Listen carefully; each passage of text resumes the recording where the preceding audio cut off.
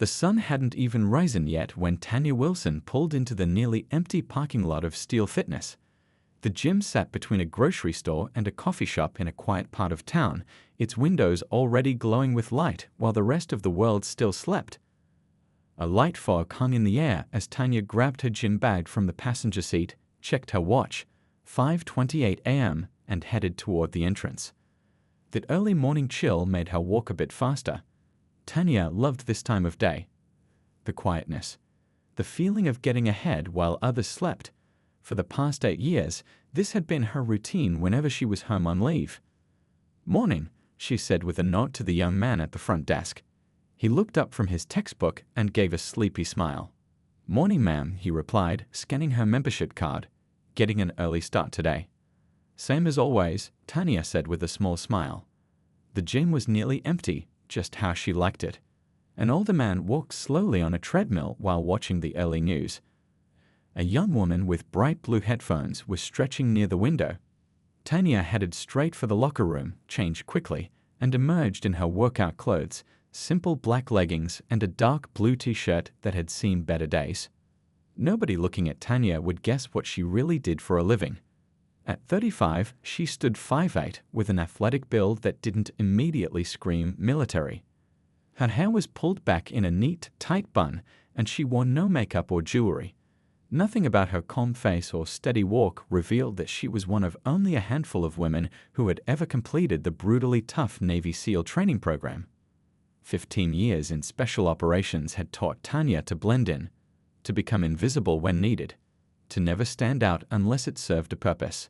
Even now, as she began her warm-up stretches, her movements were controlled and efficient. No wasted energy, no showing off.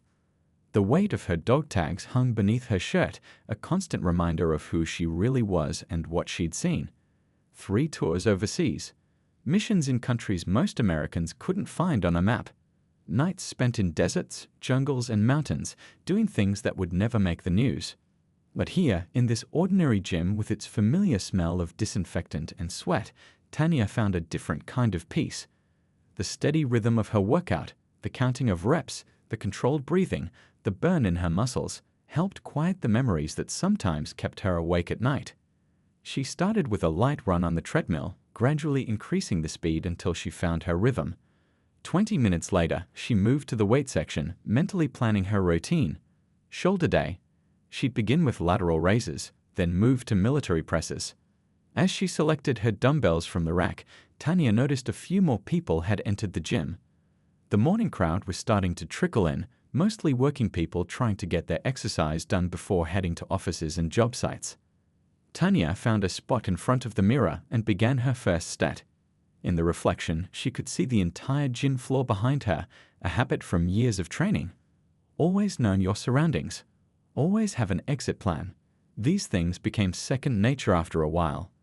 As she moved through her exercises with practiced form, her mind drifted to the week ahead.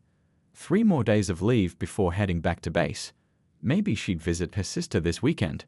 Maybe she'd finally fix that leaky faucet in her apartment. Normal thoughts, civilian thoughts. For these precious morning hours, Commander Tanya Wilson was just another person at the gym, working on getting stronger, 1 rep at a time. Tanya had just finished her 3rd set of shoulder presses when she felt it, that uncomfortable feeling of being watched. It wasn't the casual glance of someone waiting for equipment. This was different. More focused. More intense. Without making it obvious, she adjusted her position slightly so she could see more of the gym floor in the mirror. That's when she spotted him. A broad-shouldered man with a sleeve of tattoos running down his right arm. He was probably in his late 20s, wearing a cut-off shirt that showed off muscles that came from years of dedicated lifting. And he was staring directly at her, not even trying to hide it. For the past 15 minutes, he'd been following her movements with his eyes, his expression growing increasingly annoyed. Tanya recognized that look. She'd seen it before, on missions, in bars, and yes, in gyms. Some people just didn't like seeing certain folks in what they considered their territory. She ignored him and moved to the squat rack, adding plates to the bar while mentally calculating her warm-up weight. Years of military training had taught her to notice potential threats without reacting to them. So while she appeared completely focused on her workout, Tanya was fully aware of the man's movements as he dropped his weights with unnecessary force and made his way across the gym floor toward her. The man's name was Ray Donnell, though everyone at Steel Fitness just called him Big Ray. A former high school football star whose dreams of playing college ball had ended with a knee injury and too many parties, Ray now poured all his frustration into weightlifting and protein shakes. The gym was the one place where he still felt important, where newer members would ask him for advice, where the regulars knew not to take his bench on Monday nights. But this morning, something about the woman at the squat rack was getting under his skin. He'd been coming to this gym for 4 years, and he didn't recognize her. Yet here she was, moving through the weight section like she owned the place. No hesitation, no looking around for help. And now she was setting up at the squat rack, the only one in the gym, without even glancing his way to see if he wanted to use it. "Hey," Ray called out, his voice carrying across the gym floor. "You about done with that rack?" Tanya looked up, her face calm. "Just getting started, actually. 3 more sets to go." She returned to adjusting the safety bars, her movements precise and methodical. This answer clearly wasn't what Ray wanted to hear. He stepped closer, now just a few feet away from her. The scent of his cologne, too strong for this early in the morning, filled the air between them. "Look," he said, "I've got a tight schedule. I need to get my squats in before work." Tanya straightened up and met his gaze directly for the first time. Her eyes were steady, her voice neutral but firm. "I understand. I've got a schedule too. Like I said, 3 more sets. Shouldn't be more than 10 minutes. She could see the surprise in his face. He wasn't used to people standing their ground. The older man on the treadmill had slowed his pace, watching the interaction while pretending to focus on the muted TV above. The girl with the blue headphones had removed one earbud, suddenly very interested in filling her water bottle at the nearby fountain. Ray crossed his arms over his chest, making himself look even larger. "Most people here know the unwritten rules. When someone like me needs the equipment, common courtesy says you let them work in." Tanya caught the emphasis on "someone like me" and the implied meaning behind "people here." She'd heard variations of this before, the suggestion that she didn't belong, that she was an outsider who didn't understand how things really worked in spaces like this. "I'm happy to let you work in," Tanya replied evenly. "You can alternate sets with me if you want." Ray's jaw tightened. This wasn't the response he'd been fishing for, and they both knew it. "I don't share equipment," Ray said, his voice dropping lower. "Especially not with people who don't know what they're doing." Tanya took a slow, deep breath. She'd faced down armed insurgents and navigated hostile territories. This man with his wounded pride was nothing compared to that. Still, something about his attitude dug under her skin, not because it scared her, but because it was so familiar. The same old story, just a different day and a different face. "I know exactly what I'm doing," she replied, sliding under the bar and positioning it across her shoulders. She completed her first squat with perfect form, lowering until her thighs were parallel to the floor before driving back up. She did 9 more reps, each one as clean as the first, before racking the weight and stepping back. Ray watched, his face darkening. He'd expected her form to be sloppy, giving him a reason to correct her or suggest she try something easier. But there was nothing to criticize, and that only fueled his anger. By now, the gym had grown busier.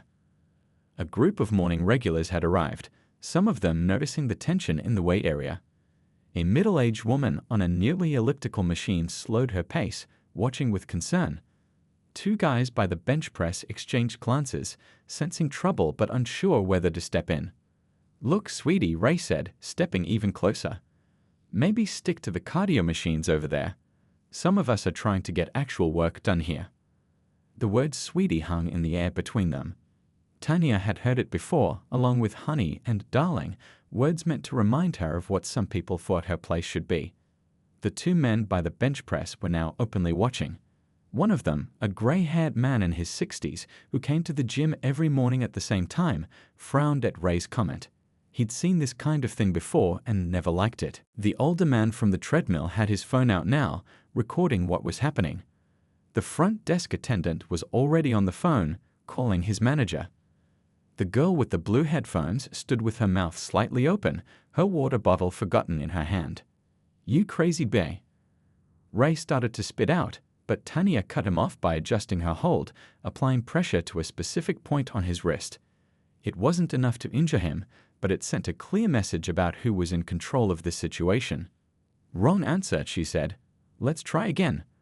I'm going to let you go, and you're going to walk away. Yes or no?" Something in her tone, the absolute certainty in her voice, finally broke through Ray's anger. For the first time since he approached her, a flicker of fear crossed his face. This wasn't going according to plan. This wasn't how things were supposed to work. "Fine," he muttered, his face flushed with humiliation as much as anger. "Just let me go." Tanya held the position for one more second, then released him and stepped back, creating distance between them. Her stance shifted supplely, feet shoulder-width apart, hands relaxed but ready at her sides. Nothing dramatic or showy, just the balanced posture of someone prepared for anything. Ray spun around, rubbing his wrist. His eyes darted around the gym, taking in all the witnesses watching him. The embarrassment of being handled so easily, and in front of his regular gym crowd, was quickly replacing his initial shock. "You assaulted me," he shouted, pointing at Tanya. "Everyone saw it. She attacked me." The older man from the treadmill stepped forward, his phone still recording. "That's not what I saw," he said firmly. "I saw you push her first. Got it right here on video too." Several others nodded in agreement. The front desk attendant was now hurrying across the gym floor, still on the phone, his young face concerned and uncertain about how to handle the situation. Before the front desk attendant could reach them, the gym doors swung open and a man in a polo shirt with "manager" stitched on the chest walked in quickly. His name tag read Kevin, and his face showed he already knew something was wrong. The morning shift had called him at home, and he'd made the 10-minute drive in 6 minutes flat. "What's going on here?" Kevin asked, his eyes moving between Ray, still rubbing his wrist, and Tanya, who stood calm and steady a few feet away. "This woman attacked me," Ray shouted, pointing at Tanya. "I was just trying to use the equipment and she went crazy on me." Kevin looked around at the other gym members, many of whom were shaking their heads. "That's not what happened," the older man from the treadmill said, stepping forward. He was in his 60s with salt and pepper hair and the lean build of a lifelong runner. "I watched the whole thing. This young lady was minding her business when this fella started hassling her about the squat rack. When she didn't give in, he pushed her. Got it all right here." He held up his phone. Kevin nodded and turned to Ray. "Sir, our security cameras record everything that happens on the gym floor. If what this gentleman is saying is true, you've violated our most basic membership rules." Ray's face flushed deeper. He looked around for support but found none among the other gym-goers, many of whom had witnessed his behavior over the past months. His status as the unofficial alpha of the gym suddenly seemed meaningless. "You don't understand," Ray insisted, his voice rising. "She did some kind of crazy move on me. Look at my wrist, it's probably sprained." Tanya hadn't moved from her position. Her heart rate was already returning to normal, her breathing steady. This wasn't the first time she'd had to defuse a situation, and her training had kicked in automatically, not just the physical defense, but the emotional control that followed. "She barely touched you, man," said one of the guys from the bench press area. "You pushed her hard and she just—" "I don't even know how she did that, but it was self-defense." Kevin turned to Tanya. "Ma'am, are you all right? Do you need medical attention?" "I'm fine," Tanya replied simply. "I'd just like to finish my workout if possible." There was something about her composure, the way she remained so calm despite what had just happened, that made Kevin look at her more closely. He'd seen that kind of steadiness before in his brother who'd served 3 tours overseas. "Sir," Kevin said, turning back to Ray, "I'm going to have to ask you to leave the premises immediately. Your membership is suspended pending review of the security footage." "You can't do that," Ray protested, looking around wildly. "I've been coming here for years. Everyone knows me." "Yeah, we do know you," muttered the girl with the blue headphones, just loud enough to be heard. "That's kind of the problem." As Ray gathered his things, still complaining loudly about unfair treatment, a young man who worked at the protein smoothie counter in the gym lobby approached Tanya cautiously. "Excuse me," he said, his voice low enough that only she could hear. "But aren't you Commander Wilson? From the SEALs?" Tanya looked at him surprised. "How did you—" My sister served with you, he explained quickly. Ashley Chen? She was on your support team during that mission in. He stopped himself, remembering where they were. Well, you know, she has a photo of your team in our living room. Says you're the reason half of them made it back. The young man's words hung in the air as several people nearby overheard. The gym, which had been buzzing with excited chatter about the confrontation, grew quieter as people began to realize who Tanya was. Kevin's eyebrows shot up as he made the connection. Commander Wilson, as in Commander Tanya Wilson, who led the rescue operation in the Gulf last year. The one they did that news special about. Tanya sighed internally. She'd managed to keep a low profile for most of her career, despite some of her operations making the news. The military had always been careful about protecting the identities of special operators, especially female ones who could be targeted in specific ways. But last year's mission had been different, a high-profile rescue that the government had decided to publicize, partly to boost morale and partly to send a message to certain hostile groups. She'd given exactly one interview, carefully managed by military public affairs officers. She hadn't used her real name, and they'd blurred her face, but her rank and role had been mentioned. Apparently, that had been enough for people who were looking. By noon that same day, Tanya's phone wouldn't stop buzzing. She sat at her kitchen table, a cup of coffee growing cold beside her, as she scrolled through the flood of messages. Friends from the military. Old high school classmates she hadn't spoken to in years. Even her aunt in Ohio had somehow heard what happened. The video had gone viral faster than she could have imagined. Someone, Tanya suspected the girl with the blue headphones, had posted a clip that showed Ray pushing her and her lightning-quick defensive move. The original post had been shared thousands of times within hours, and then the news sites picked it up. Navy SEAL takes down gym bully, read one headline. Woman harassed at gym reveals secret military training, read another. Racist gym goer messes with the wrong woman, said a third. Tanya closed her laptop with a sigh. This was exactly the kind of attention she had spent her entire career avoiding. Special operators worked in the shadows for a reason. Anonymity wasn't just a preference, it was a safety measure, both for themselves and for their families. Her phone rang again. This time it was her commanding officer, Captain Rivera. Wilson, she answered, automatically sitting up straighter even though no one could see her. Commander, Rivera's voice was calm but serious. I assume you're aware of the situation. Yes, sir. The video's everywhere. How are you handling it? Tanya glanced at her closed laptop, staying off social media, not answering calls from numbers I don't recognize. Good, the Pentagon is aware. Public Affairs is working on a statement, but they want to talk to you first. This was what she had feared. Once the military PR machine got involved, things would get even more complicated. With all due respect, sir, I'd rather keep this quiet. Is there any way to get the video taken down? Rivera's short laugh held no humor. That ship has sailed, Commander. The clip has been viewed over 1 million times already. Every major news outlet has it. You've become, he paused, searching for the right word, an inspiration. Tanya frowned. An inspiration for defending myself against some jerk at the gym? For being a woman in elite special operations? For handling a racist bully with professional restraint? For breaking barriers most people don't even know exist? His voice softened slightly.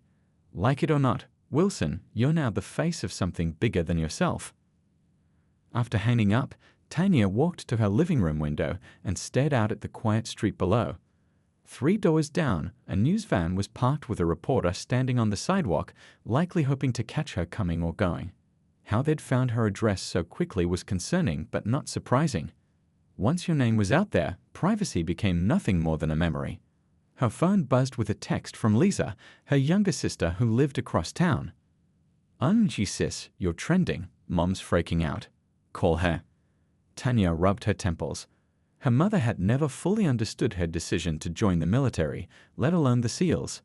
Coming from a family of teachers and social workers, Tanya had been the odd one out.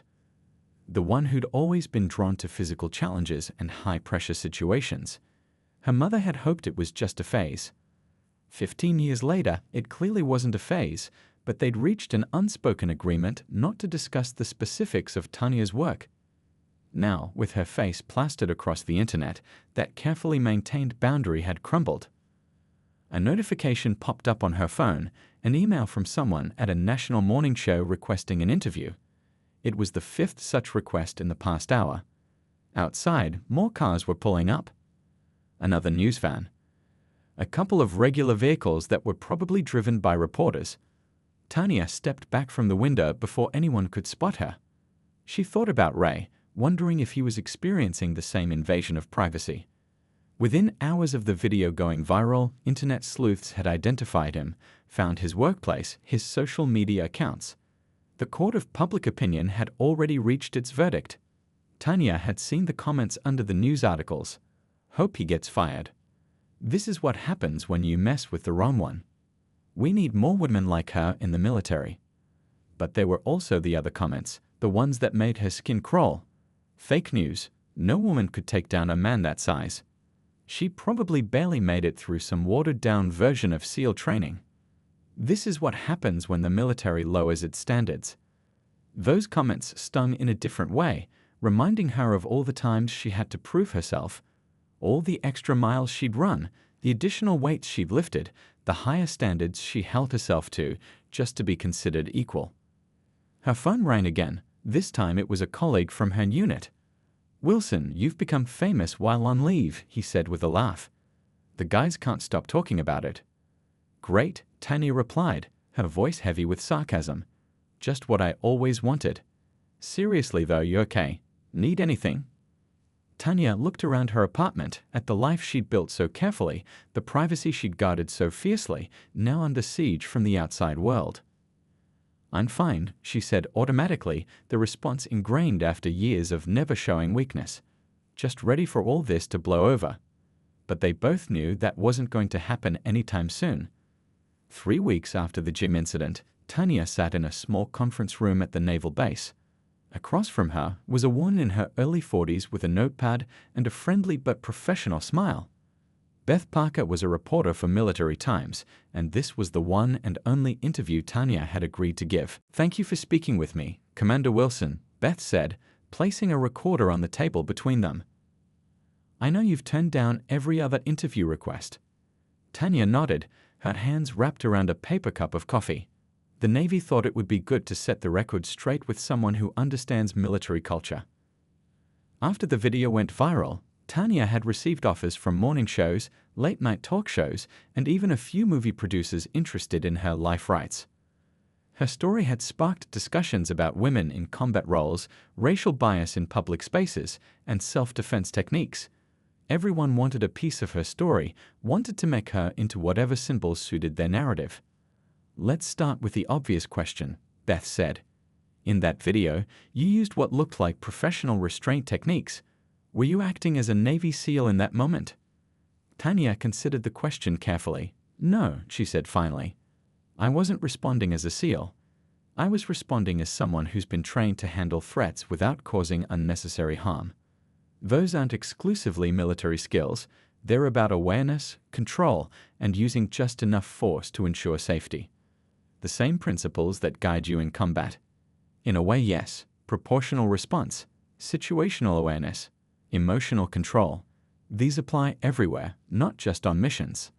Outside the conference room window, ships moved slowly across the harbor. Tanya watched them for a moment, gathering her thoughts. "What many people don't understand," she continued, "is that the most important weapon any soldier has isn't physical at all. It's judgment, knowing when to act, how much force to use, when to de-escalate. In the gym that day, I wasn't trying to hurt him. I just wanted him to stop." Beth wrote something down before asking, "You've been described as a trailblazer for women, especially women of color, in special operations. How do you feel about that label?" Tanya shifted in her seat. This was the part of fame she disliked most, being turned into a symbol rather than seen as an individual. "I never set out to be a trailblazer," she said. "I just wanted to serve my country in the most challenging role I could find. Did I know there weren't many women, and even fewer black women, in the SEALs? Yes. Did that make me hesitate? No. It might have made me work twice as hard, but it didn't change my goal." "You've faced discrimination before." "In and out of uniform," Tanya confirmed. Being both black and female in an elite military unit means I've had to prove myself repeatedly. But that day in the gym wasn't about proving anything. It was simply about defending myself while ensuring no one got seriously hurt. Beth nodded, then changed direction. I understand Ray Donnell issued a public apology last week. Tanya hadn't watched the apology video, but her sister had described it to her. Ray, looking uncomfortable in a button-up shirt, reading from a prepared statement about reflecting on his actions and confronting his own biases. I hope he meant it, Tanya said simply. People can change if they want to. Do you think this incident has changed anything on a larger scale? Tanya thought about all the messages she'd received, from young women considering military careers, from veterans thanking her for representing them well, from parents who'd shown the video to their daughters as inspiration. Maybe it reminded some people that you can't judge capability by appearance, or that standing up for yourself doesn't have to mean matching aggression with aggression. She paused. But honestly, I think most people just saw it as entertainment, 30 seconds of excitement in their social media feed before they scrolled to the next thing. The interview continued for another 20 minutes before Beth turned off her recorder. Off the record, she said, "What's next for you, Commander?" "Back to active duty." Tanya nodded. "My team deploys next month. By then, hopefully someone else will have gone viral and people will have forgotten about me." Beth smiled skeptically. "I wouldn't count on that. What you did resonated with a lot of people." After the reporter left, Tanya walked along the waterfront, thinking about everything that had happened. The gym had offered her a lifetime free membership, which she'd politely declined. Her mother had finally stopped calling every day to make sure she was okay. The news vans had eventually left her street. Life was slowly returning to normal, though normal now included occasional double texts from strangers who'd thought they recognized her from somewhere. Her phone buzzed with a message from her commanding officer. "Team briefing tomorrow, 800. New mission details." Tanya felt a wave of relief wash over her. Soon she'd be back with her unit, doing the work she was trained for, away from cameras and social media debates and public scrutiny. Back to a world of clear objectives and trusted teammates who judged her only on her performance, not on what she represented. As the sun began to set over the harbor, casting long shadows across the docks, Tanya took a deep breath of the salt air. The Navy had taught her many things, but perhaps the most valuable lesson was this. No matter how rough the seas get, they eventually calm again. This storm of attention would pass, and when it did, she would still be standing, ready for whatever came next.